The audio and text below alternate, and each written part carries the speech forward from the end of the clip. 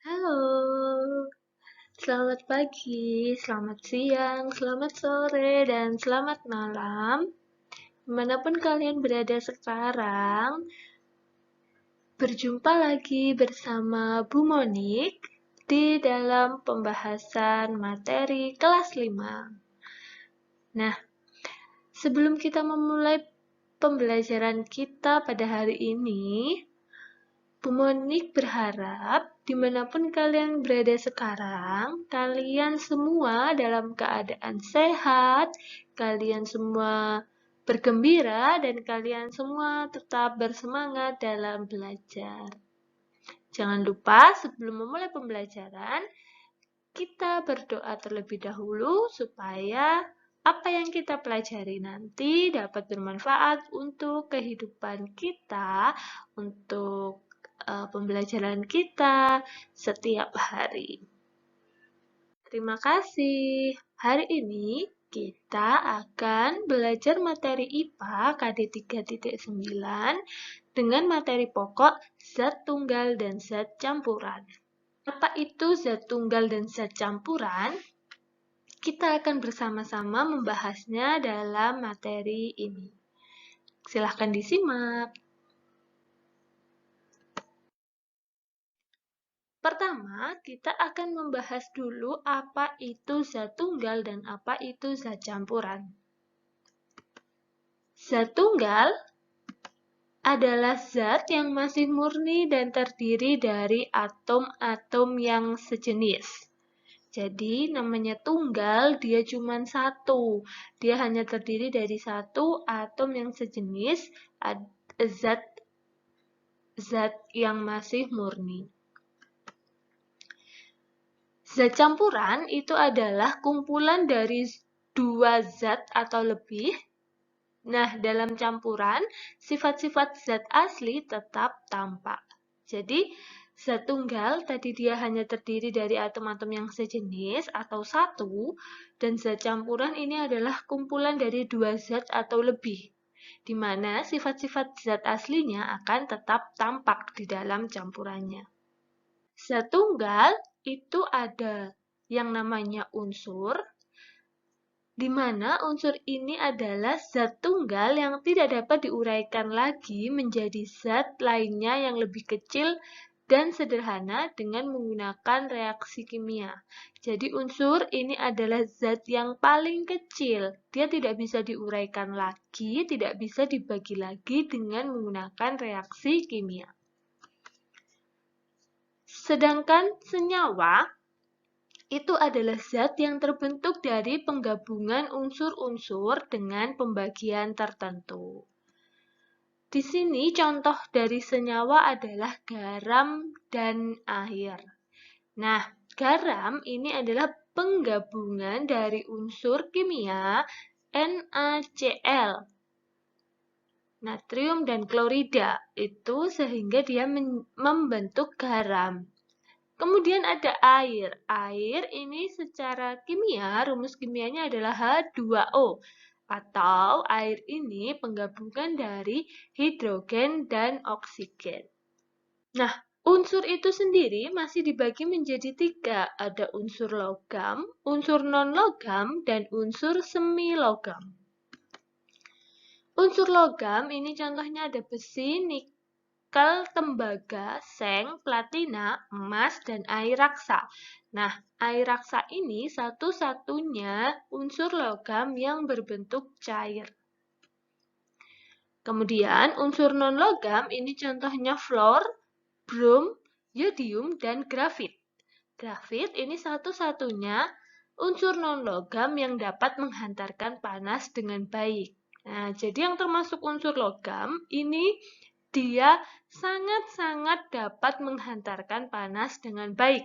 Sedangkan unsur non-logam ini dia tidak bisa atau kurang bisa menghantarkan panas dengan baik. Tetapi di unsur non-logam ini ada satu unsur yang dapat menghantarkan panas dengan baik, yaitu disebut grafit. Kemudian yang ketiga ada unsur semi logam. Unsur semilogam ini memiliki sifat antara logam dan non-logam. Jadi penggabungan sifat dari kedua unsur yang lain. Contohnya itu ada silikon dan germanium. Selanjutnya kita bahas zat campuran.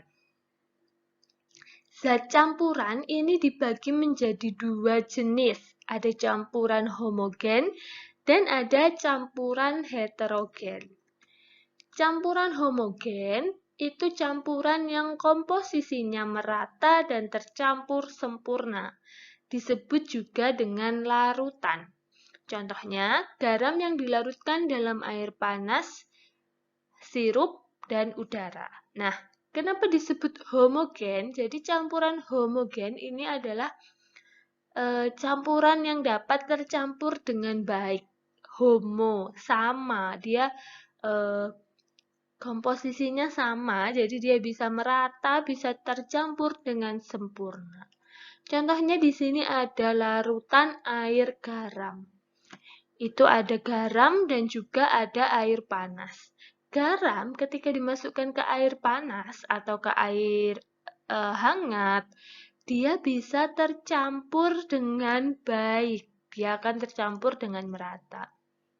Nah, di dalam campuran homogen ini ada yang disebut zat terlarut dan zat pelarut.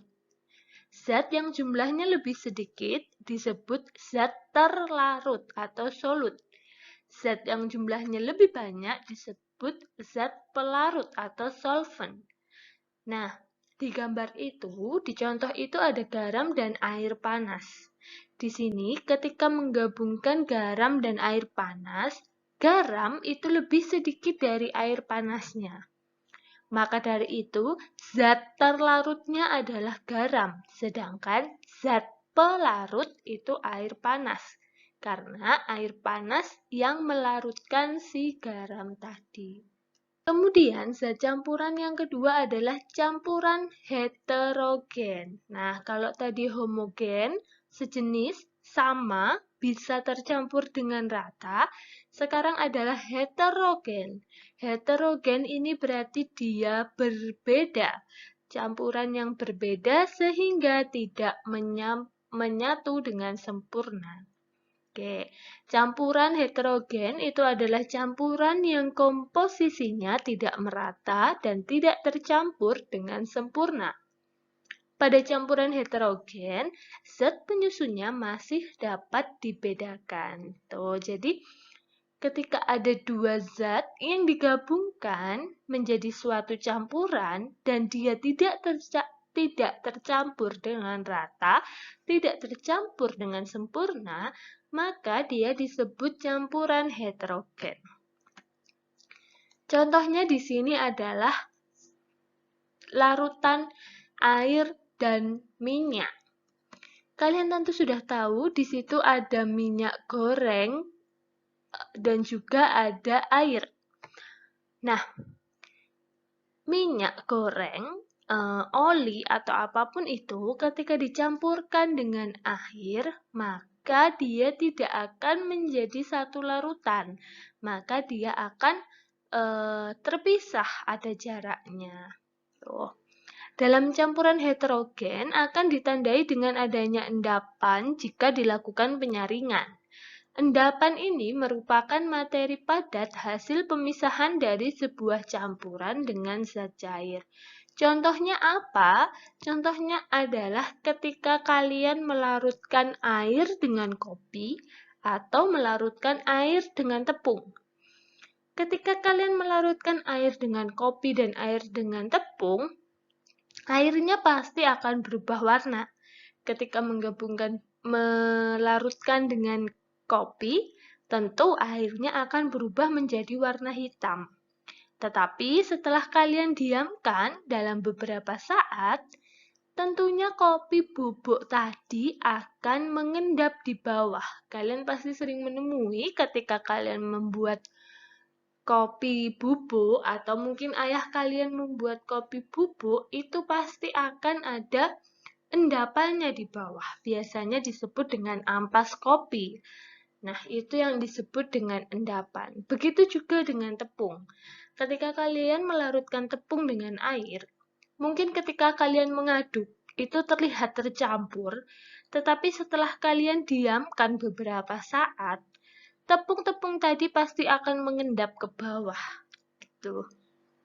Sekarang kita bahas perbedaan zat tunggal dan zat campuran. Yang pertama, zat tunggal itu terdiri dari materi yang sejenis, sedangkan zat campuran itu terdiri dari dua macam atau lebih zat penyusun. Kemudian yang kedua, sifat senyawa berbeda dengan unsur-unsur penyusun senyawa. Itu untuk zat tunggal, sedangkan untuk zat campuran masih mempunyai sifat zat asalnya. Yang ketiga, unsur-unsur penyusun senyawa dapat dipisahkan melalui proses kimia. Sedangkan untuk zat campuran, unsur penyusun campuran dapat dipisahkan melalui proses fisika. Nah, apa itu proses kimia dan apa itu proses fisika? Kalian akan belajar lebih lanjut lagi nanti di tingkat SMP. Jadi nanti di tingkat SMP kalian akan diajarkan apa itu proses kimia dan apa itu proses fisika. Perbedaan kimia dan fisika itu apa? Kemudian untuk zat itu nanti ada yang H2O, NaCl itu maksudnya apa? Nah, itu akan kalian pelajari nanti di SMP. Kemudian, ciri-ciri zat campuran. Ini sebagai intinya tadi campuran homogen dan campuran heterogen. Perbedaannya jika dilihat dari ciri-cirinya. Antara lain, yang pertama, pada campuran homogen, ukuran partikel zat yang bercampur berukuran molekul atau kecil-kecil. Sedangkan pada campuran heterogen, ukuran partikel yang bercampur lebih besar dari molekul. Kemudian yang kedua, pada campuran homogen, partikel-partikel zat yang bercampur akan tercampur merata. Sedangkan campuran heterogen, pencampuran partikelnya tidak merata. Tadi ya, akan terjadi endapan ketika membuat campuran heterogen. Atau bisa dilihat pemisahannya pada campuran heterogen.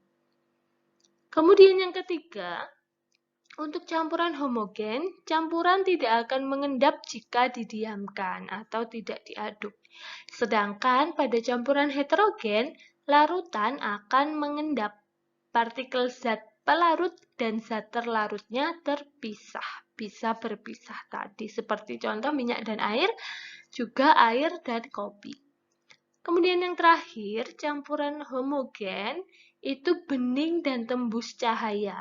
Misalkan air sirup, air garam, air gula, itu ketika kalian larutkan di dalam gelas dan kalian arahkan ke matahari, ke cahaya, dia pasti akan tembus cahaya.